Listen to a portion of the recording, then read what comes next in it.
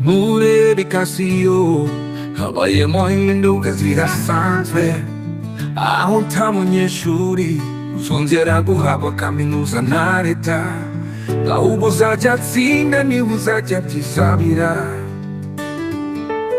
Kaminuza yabona ari ngombwa ikamwemera, yabona atari ngombwa ikamureka. Uwatsinze niwe uzabona diplome, akaba ari nawe wemerewe kwiga kaminuza. Uwatsinzwe azasibira cyangwa akore kandida libre, uwatsinzwe azasibira cyangwa akore kandida libre. Uwemerewe kwiga kaminuza afite uburenganzira bwo gukomeza kwiga muri kaminuza cyangwa akabireka ushaka gukomeza muri kaminuza.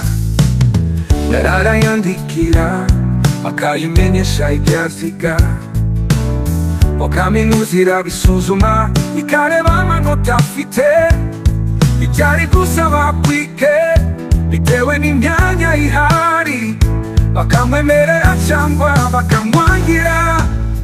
Uwatsinze niwe uzabona diplome, akaba ari nawe wemerewe kwiga kaminuza. Uwatsinzwe azasibira cyangwa akore kandida libre, uwatsinzwe azasibira cyangwa akore kandida libre. Abantu bari kwibaza byinshi kuko harimo ibidasobanutse neza, bamwe bati bafatiye ku manota menshi, abandi bati hari abari bakwiye kwemererwa kwiga muri kaminuza, abandi bagahabwa amadiplome, abatsinzwe cyane bakabera bo basibira. Uwatsinze n'uwagize kuva kuri 49 kuzamura, aha rero bikomeje kugorana, reka dutegereza ibisobanuro bazakomeza gutanga. Uwatsinze niwe uzabona diplome, akaba ari nawe wemerewe kwiga kaminuza.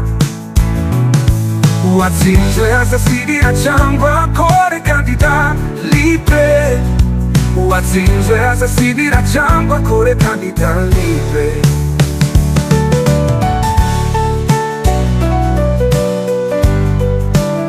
Gitare TV Rwanda, subscribe for more. Gitare TV Rwanda, subscribe for more. Uwatsinze uzabona diplome, akaba ari nawe wemerewe kwiga kaminuza. Uwatsinzwe azasibira cyangwa akore kandida libre, uwatsinzwe azasibira cyangwa akore kandida libre.